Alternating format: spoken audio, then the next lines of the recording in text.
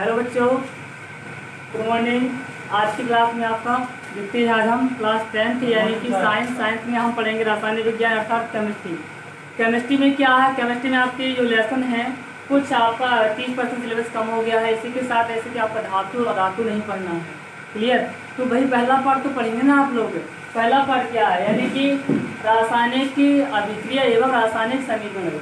आपका पहला पार्ट चलता है केमिस्ट्री में क्लास 10th में, रासायनिक अभिक्रिया, रासायनिक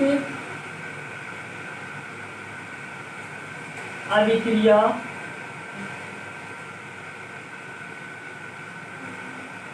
एवं रासायनिक समीकरण, एवं रासायनिक समीकरण। बात को अच्छे से परख लेंगे, समझ लेंगे। रासायनिक समीकरण क्लियर? यहाँ से ये बात चलती है। आज हम लोग क्लियर करने वाले हैं रासायनिक अभिक्रिया एवं रासायनिक समीकरण क्या होते हैं। बात चलती है केमिस्ट्री में। आपको यदि केमिस्ट्री पढ़ना चाह रहे हैं तो पहली बात तो आपको एलिमेंट याद होने चाहिए, तत्व याद होना चाहिए। तत्वों से ही सब कुछ आपको केमिस्ट्री बनेगी। क्लियर? यहाँ से तो आप सबसे प्रथम क्या करेंगे, 30 तक एलिमेंट लर्न कर लेंगे, जैसे कि हाइड्रोजन से लेकर आपका 30 तक, ठीक है ना। जिंक तक करना आपको याद। आज तो इतना ही आपको पर्याप्त रहता है। अब रासायनिक अभिक्रिया किसे कहते हैं, तो रासायनिक अभिक्रिया भी समझ लीजिए बच्चों। रासायनिक अभिक्रिया, रासायनिक अभिक्रिया है क्या, देखते हैं। जब दो या दो से अधिक तत्व आपस में मिलकर एक या एक से अधिक यौगिक बनाते हैं। क्या कहा मैंने? जब दो या दो से अधिक तत्व आपस में मिलकर एक या एक से अधिक यौगिक बनाते हैं, रासायनिक अभिक्रिया कहलाती है। क्लियर? जैसे कि एग्जाम्पल देता हूँ यदि मैं आपको, ऐसे कि आपका होता है hydrogen, hydrogen plus oxygen, hydrogen plus oxygen आपका बनता है जल। क्या बनता है बच्चों? जल बनता है। इस बात को समझ रहे होंगे, ठीक है ना। जब दो या दो से अधिक तत्व आपस में, जब दो या दो से अधिक तत्व आपस में अभिक्रिया करके, ठीक है ना, एक या एक से अधिक यौगिक बनाते हैं, उन्हें हम कहते हैं रासायनिक अभिक्रिया। रासायनिक अभिक्रिया। इसके बाद चलती है रासायनिक समीकरण क्या होता है। अच्छा जी, रासायनिक समीकरण किसे कहते हैं, तो रासायनिक अभिक्रिया को उसके प्रतीकों के रूप में लिखना रासायनिक समीकरण कहलाता है। रासायनिक अभिक्रिया को उसके प्रतीकों के रूप में लिखना रासायनिक समीकरण कहलाता है। जैसे कि रासायनिक अभिक्रिया आपकी लिखी हुई थी, hydrogen plus oxygen is equal to हमारा बनता है जल, अर्थात वाटर बनता है। इसके प्रतीकों के रूप में लिखना चाहते हैं हम, जैसे कि hydrogen H2 plus oxygen O2 क्रिया करेगा, आपका बनेगा H2O। ये है रासायनिक समीकरण। रासायनिक अभिक्रिया को उसके प्रतीकों के रूप में लिखना रासायनिक समीकरण कहलाता है। अब रासायनिक समीकरण लिखने का तरीका क्या होता है, हम कैसे लिखते हैं रासायनिक समीकरण, तो रासायनिक समीकरण लिखना, इस बात को भी समझ लेंगे। रासायनिक समीकरण लिखना,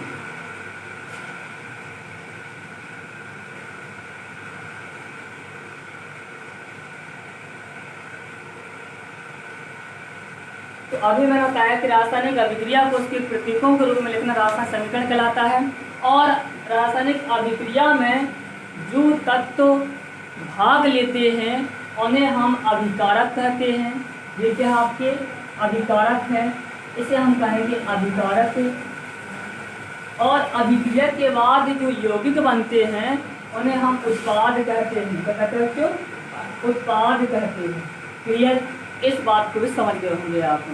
और रासायनिक समीकरण लिखते कैसे हैं, तो रासायनिक अभिक्रिया में जो तत्व भाग लेते हैं, रासायनिक अभिक्रिया में जो तत्व भाग लेते हैं यानी अभिकारकों को, अर्थात अभिकारकों को प्लस चिन्ह लगाकर लिखते हैं। क्या करते हैं हम? अभिकारकों को प्लस चिन्ह लगाकर लिखते हैं। और जो अभिकारक के बाद जो अभिक्रिया करके जो यौगिक बनता है उसे एरो के माध्यम से लिखेंगे। क्लियर? यहाँ से एरो मतलब तीर के माध्यम से डिपोजिट करेंगे। इस बात को भी समझ गए होंगे आप। इसके बाद चलती रासायनिक अभिक्रिया की प्रकार। क्या बताती है इसके बाद? रासायनिक अभिक्रिया के प्रकार। तो इसके ये इससे पहले हम ये समझ लेते हैं कि रासायनिक समीकरणों को बैलेंस कैसे करते हैं, संतुलित कैसे करते हैं। रासायनिक समीकरण को संतुलित करना, रासायनिक समीकरण को संतुलित करना।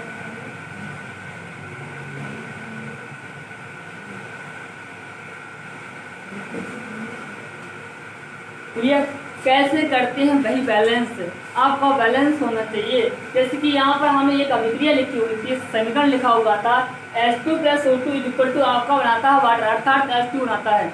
यहाँ देखा तो आपकी यह अभिक्रिया बैलेंस नहीं, संतुलित नहीं है। कहने का मतलब क्यों, यहाँ पर हाइड्रोजन के आपके 2 अणु थे, यहाँ पर 2 है तो आपके हाइड्रोजन तो बैलेंस है। यहाँ पर ऑक्सीजन के 2 हैं, यहाँ पर ऑक्सीजन आपका 1 है, बैलेंस नहीं है। तो ये कर के माध्यम से आप बैलेंस करेंगे। पहले करेंगे कार्बन को, फिर करेंगे हाइड्रोजन को, फिर करेंगे ऑक्सीजन को, फिर करेंगे नाइट्रोजन को बैलेंस। ठीक है ना, इसके पढ़ते हैं चौन। क्या पढ़ते हैं, चौन। तो पहले कार्बन को, फिर हाइड्रोजन को, फिर ऑक्सीजन को, फिर नाइट्रोजन को क्रमशः। तो यहाँ पर तो कार्बन है नहीं कहीं हमारा, हाइड्रोजन तो है भाई, हाइड्रोजन तो बैलेंस है, तो हाइड्रोजन को करना नहीं हमें। आप करना ऑक्सीजन, तो ऑक्सीजन देख लेते हैं कैसे करते हैं। जो अभिक्रिया के पहले अभिकारक लिखे हुए हैं उनमें जो परमाणु हैं, तत्व हैं, उनको अलग ब्रैकेट में लिखते हैं। जैसे कि लिखता मैं H कितने परमाणु आपके 2, और लिखता हूँ ऑक्सीजन कितने परमाणु यहाँ पर 2। यहाँ पर देखते हैं अभिकारक में H और O है, H तो आपके 2 है, O आपका 1 है। तो यहाँ देखो H तो आपके बराबर है और O आपके बराबर है, O बराबर नहीं है। बराबर करने के लिए मुझे क्या करना पड़ेगा, 2 का गुना यहाँ करना पड़ेगा। 2 का गुना किया तो आपके ऑक्सीजन तो आपके 2 हो गए, लेकिन हाइड्रोजन आपके हो गए 4 बंधु। हाइड्रोजन कितने आपके 4। जैसे तैसे हमने ऑक्सीजन बराबर किए तो आपके हाइड्रोजन बढ़ गए। तो हाइड्रोजन वहाँ 4 है, यहाँ 2 का 2 का यहाँ गुना कर लीजिए, तो आपके हाइड्रोजन बैलेंस हो चुके हैं। कहाँ का हमने इंटू किया, एक तो हमने यहाँ 2 गुना किया और एक हमने यहाँ 2 गुना, आपकी अभिक्रिया बैलेंस हो चुकी है। इस प्रकार से आप इसको बैलेंस करेंगे। अब बात करती है अभिक्रिया के प्रकार। तो अभिक्रिया कितने प्रकार की होती है समझना पड़ेगा आपको, ठीक है ना। अभिक्रिया आपके मुख्य रूप से तो भाई बहुत होती है, लेकिन हम पढ़ेंगे 5 प्रकार की होती है। कितने प्रकार की होती है बच्चों, 5 प्रकार की होती है। नंबर एक योगात्मक अभिक्रिया। योगात्मक अभिक्रिया, इसका संयोजन अभिक्रिया भी कहते हैं। क्लियर आपको बात। नंबर 2 वियोजन अभिक्रिया। वियोजन अभिक्रिया, ठीक है। नंबर 3 विस्थापन अभिक्रिया। विस्थापन अभिक्रिया। नंबर 4 द्विविस्थापन अभिक्रिया। द्विविस्थापन अभिक्रिया। नंबर 5 रेडॉक्स अभिक्रिया। रेडॉक्स अभिक्रिया। ये आपकी मुख्य रूप से 5 अभिक्रियाओं को पढ़ना है। पहले हम पढ़ते हैं कि योगात्मक अभिक्रिया क्या होती है। योगात्मक से नाम से यह समझ में आ रहा है कि योगात्मक मतलब योग, योगात्मक मतलब योग, संयोजन, ठीक है ना। तो योगात्मक अभिक्रिया किसे कहते हैं, जब 2 या 2 से अधिक तत्व आपस में मिलकर, जब 2 या 2 से अधिक तत्व आपस में मिलकर, ठीक है ना, एकल उत्पाद का निर्माण करते हैं। क्या करते हैं, जब 2 या 2 से अधिक अभिकारक, ऐसे भी कह सकते हैं हम, जब 2 या 2 से अधिक अभिकारक आपस में मिलकर एकल उत्पाद का निर्माण करते हैं, संयोजन अभिक्रिया कहलाती है। जैसे एग्जाम्पल दे सकते हैं हमें, अभी मैंने बताया था आपको H2 + O2 आपका बनता था H2O, आपका बनता था वाटर H2O। ये क्या है, आपकी योगात्मक अभिक्रिया है। ये आपकी क्या है, योगात्मक अभिक्रिया है। इसी के साथ कैल्शियम ऑक्साइड प्लस वाटर से क्रिया करते हैं, कैल्शियम हाइड्रोक्साइड बनता है, गुजर चूना बनता है आपका। ये भी क्या आपका क्या योगात्मक अभिक्रिया है। 2 या 2 से अधिक अभिकारक आपस में मिल जाएंगे तो क्या बनाएंगे बच्चों, एकल उत्पाद का निर्माण करते हैं। इसे हम कहते हैं योगात्मक अभिक्रिया। इसी में हमारी, इसी के अंतर्गत हम पढ़ लेते हैं एक अभिक्रिया और यहीं पर पढ़ लेते हैं, वो है हमारी ऊष्माक्षेपी अभिक्रिया। क्या है हमारी ऊष्माक्षेपी अभिक्रिया। ऊष्माक्षेपी अभिक्रिया क्या होती है, इसको भी समझ लेंगे हम इस बात को। संयोजन अभिक्रिया के अंतर्गत आती हैं आपकी ऊष्माक्षेपी अभिक्रिया। अधिकांश आपकी जो होती हैं, जो आपकी योगात्मक अभिक्रिया होती हैं, 95% अभिक्रिया ऊष्माक्षेपी अभिक्रिया कहलाती हैं। अब ऊष्माक्षेपी अभिक्रिया है क्या, तो इसको भी समझ लेते हैं। ऐसी अभिक्रिया जिनमें उत्पाद निर्माण के साथ साथ ऊष्मा भी निकलती है, यानी हीट भी निकलती है आपकी। जैसे कि जो भुजा हुआ चूना, सूखा हुआ चूना था, वाटर में लाया, आपका बन गया भुजा हुआ चूना, तो आपने देखा होगा उसमें हीट निकलती है। क्या निकलती है? हीट निकलती है, ऊष्मा निकलती है। यह क्या है आपकी? एक प्रकार से यह आपकी ऊष्माक्षेपी अभिक्रिया है। क्यों? कैल्शियम ऑक्साइड शुष्क चूना प्लस जल से क्रिया कराएंगे, कैल्शियम हाइड्रोक्साइड बनेगा और प्लस की ऊष्मा निकलेगी, हीट निकलेगी, प्लस की ऊष्मा निकलेगी, हीट निकलेगी। यह हमारी है ऊष्माक्षेपी अभिक्रिया। और भी अभिक्रिया है, मीथेन या O2 क्रिया कराते हैं, आप कार्बन डाइऑक्साइड गैस बनती है, प्लस आपका बनता है वाटर। तो ये भी आपकी क्या प्रकार से ऊष्माक्षेपी अभिक्रिया है। मीथेन की दहन की अभिक्रिया कहते हैं इसे। इसमें भी आपकी क्या निकलती है? ऊष्मा निकलती है, अर्थात ऊष्मा निकलती है, ऊष्मा का चिन्ह होता है डेल, ठीक है ना। और भी अभिक्रिया जैसे कि C6H12O6, यह आपका है ग्लूकोज फ्रैक्टोज या चीनी का भी सूत्र कह सकते हैं। इसकी क्रिया हम कराते हैं O2 से, आपका 6CO2 बनता है और प्लस 6H2O बनता है। ये भी आपकी क्या है? ऊष्माक्षेपी अभिक्रिया है। ये आपकी ऊष्माक्षेपी इतनी सारी अभिक्रिया लिख दी, इसे हम कह देते हैं ये आपकी श्वसन की अभिक्रिया, श्वसन की अभिक्रिया। क्लियर यहाँ से आई बात समझ यहाँ से? तो ये बात आपको याद कर लेनी है। तो ये ऊष्माक्षेपी अभिक्रिया भी हमने सीख ली क्या है। एक प्रकार सभी के सब कुछ आपके क्या काम है ने, ये कुछ योगात्मक अभिक्रिया आपकी ऊष्माक्षेपी अभिक्रिया होती है। क्यों? योगात्मक अभिक्रिया में ऊष्मा निकलती है आपकी, क्या निकलती है बच्चों? ऊष्मा निकलती है, उन्हें हम कहते हैं ऊष्माक्षेपी अभिक्रिया। रिएक्शन काफी आप एक रिएक्शन लिख सकते हैं, याद भी कर लेना।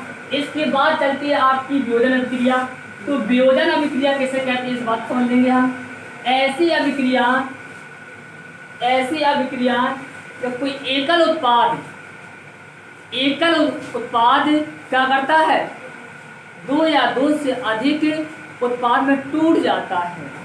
जब कोई एकल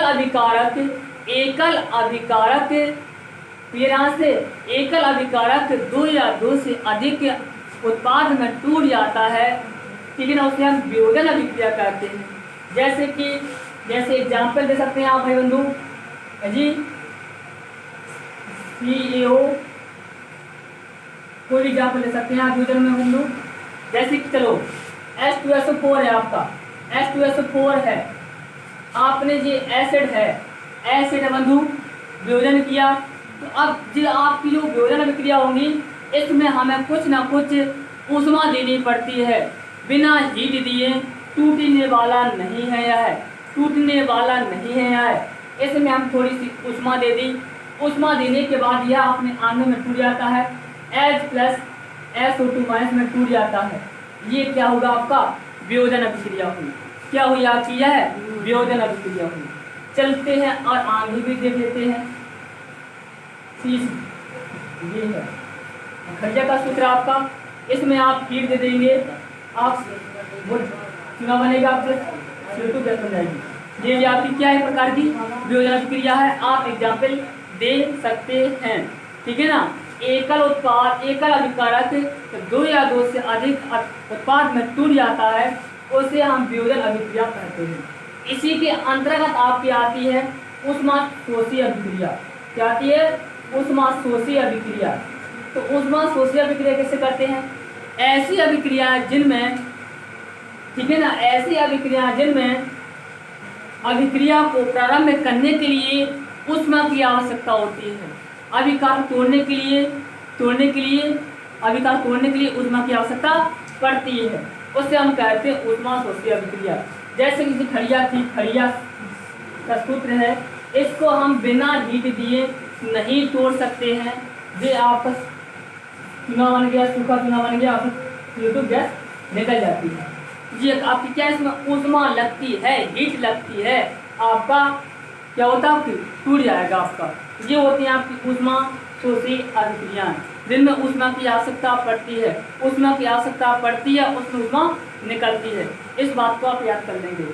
आज के लिए इतना ही। कल आपके हो जाएंगी विस्थापन अभिक्रिया और इसके बाद विस्थापन अभिक्रिया और आप हो जाएगी ड्रग्स अभिक्रिया। पाठ आपका खत्म हो जाएगा।